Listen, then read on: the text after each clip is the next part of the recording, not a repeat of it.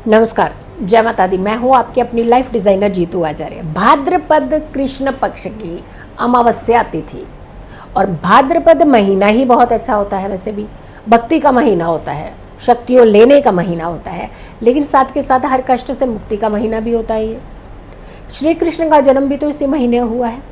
लेकिन अब हम जब अमावस्या की बात करते हैं तो कुशाग्रहणी अमावस्या है। ये 27 तारीख को पड़ रही है, यानी 26 तारीख को दोपहर से जो तिथि शुरू हो रही है 27 तारीख को 1:47 पर समाप्ति की ओर होगी। अब अमावस्या की तिथि जो है रात्रि की नहीं, दिन में आपने इस बार अमावस्या के कुछ उपाय करने हैं। 5 ऐसी चीज़ें जो हम आपको बताने जा रहे हैं, अगर कर लेते हैं तो ना आपको अनवांटेड सपने आएंगे।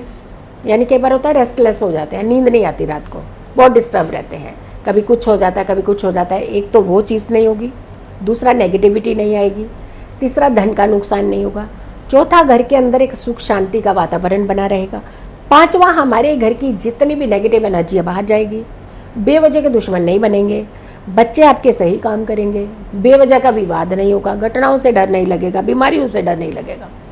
तो एक सिर्फ छोटे छोटे उपायों से क्या इतना लाभ होता है? होता है, ज़रूर होता है।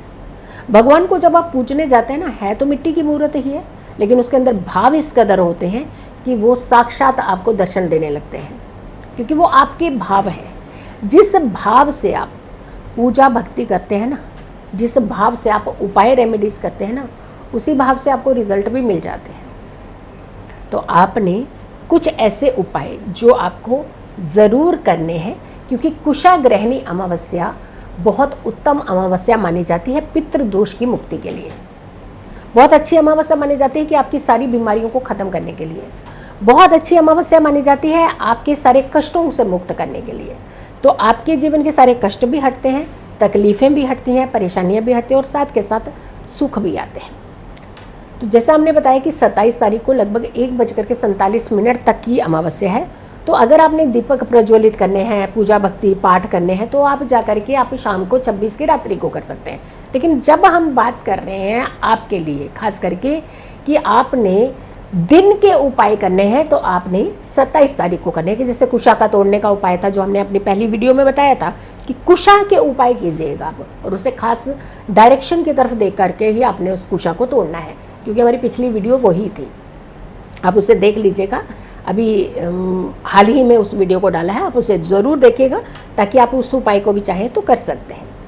शिव योग है, और जहाँ जहाँ शनि मंदिर होते हैं वहाँ शिव मूर्ति ज़रूर होती है। आप देखेंगे तो शिव योग भी है, शिव का आशीर्वाद भी मिलेगा, और साथ के साथ शनि देव भी शांत होंगे, शनि दोष से मुक्ति भी मिलेगी। शनिवार के बार हमारी बार बार घटनाएं होती हैं, नुकसान ज़्यादा होने लगते हैं, झगड़े ज़्यादा होने लगते हैं, अनवांटेड एक स्ट्रेस आपको बार बार शनिवार को ही होने लगता है। तो अगर ऐसी भी कुछ चीज़ें आपके साथ हो रही हैं, घट रही हैं, तो भी आप इन उपायों को कर सकते हैं। शनि चालीसा पढ़िएगा। सुबह के समय आपने पढ़ना है शिव चालीसा, और संध्या के समय सूर्य अस्त के बाद में आपने शनि चालीसा ज़रूर पढ़ना है इस दिन, यानी 27 अगस्त की सुबह और शाम दोनों दिन उपाय करने हैं, मतलब दोनों समय उपाय करने हैं। वैसे तो 26 को भी आप उपाय कर सकते हैं, क्योंकि वहाँ अमावस्या तिथि लग चुकी हुई है। शाम को दीपक प्रज्वलित करते हैं जैसे पीपल के नीचे, वो सारे कार्य कर सकते हैं। लेकिन आप 27 को भी ये सारी चीज़ें कर सकते हैं, क्योंकि कुशाग्रहणी अमावस्या पर दिन की पूजा का प्रावधान है, महत्व है। पवित्र जल से स्नान करना ही करना है।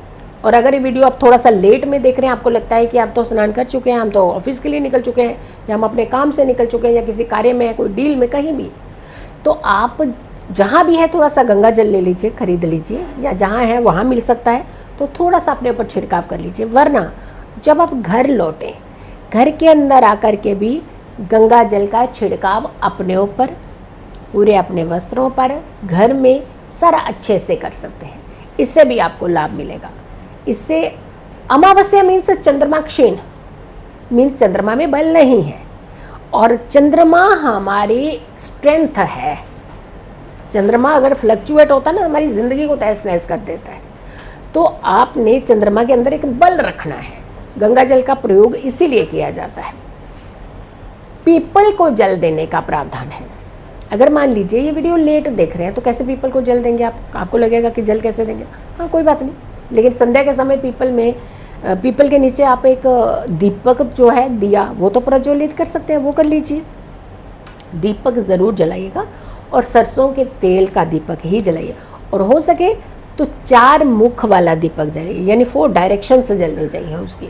तो चारों डायरेक्शन से जो भी ब्लॉकेज होती है वो सारी खुलती हैं, तो आपको लाभ मिलता है, फ़ायदा मिलता है। पेड़ पौधे लगाने चाहिए अमावस्या तिथि पर। पेड़ पौधे, और ख़ास करके कुशाग्रहणी अमावस्या में पेड़ पौधे ज़रूर लगाने चाहिए। इससे आपके खानदान की वृद्धि होती है, इससे आपके घर में आने वाली कोई भी आपदा अपनी डायरेक्शंस का अपना मुख मोड़ लेती है, यानी आपके घर में कोई तकलीफ़ नहीं एंटर होती, आपकी दहलीज से मुड़ करके वापस चल जाएगी, और इससे आपको सुकून की ज़िंदगी मिलती है, आपके कष्ट दूर होते हैं, परेशानियां दूर होती हैं। शनि की चीज़ों का दान करना चाहिए। अब दान में बहुत सारी चीज़ें होती हैं, काली उड़द की दाल होती है, आप तवा ले सकते हैं, लोहे का आइटम ले सकते हैं, कढ़ाई ले सकते हैं। और अगर वीडियोज़ आप पहले देख रहे हैं तो आप एक काम कीजिएगा, आप तो आराम से खरीद सकते हैं, लेकिन अगर वीडियो सेम डे देख रहे हैं तो आप ये सब खरीद करके घर ना ले करके आइए, बाहर से बाहर ही आप जा करके दान कर सकते हैं। क्या होता है कि कई बार हम लोहा खरीद के घर के अंदर ले आते हैं, और बाई चांस क्या होता है कि हम जा नहीं पाते हैं, तो आपके घर में लोहा खरीद करके शनि का कारक जो है वो आपके घर आता है। तो आपको बाहर से बाहर ही चले जाना है। अपनी तैयारी घर से इस तरीके से करके निकलिए कि अगर आपने कुछ खरीदा भी है तो उसे घर ना ले करके आइए। या फिर आपको लगता है कि हमने खरीदना ही नहीं है तो क्या करें, घर के अंदर कील होते हैं, ज़्यादातर लोगों के अंदर कील का काम हम करते रहते हैं। गहराई नहीं है तो हर दिन कहीं ना कहीं देखिए मैंने कितना कुछ टांगा हुआ है, कि टांगने के लिए तो सबसे पहले नंबर 1 डेकोरेशन पीसेज है, ये तो उनके घर में कील ज़रूर होती है।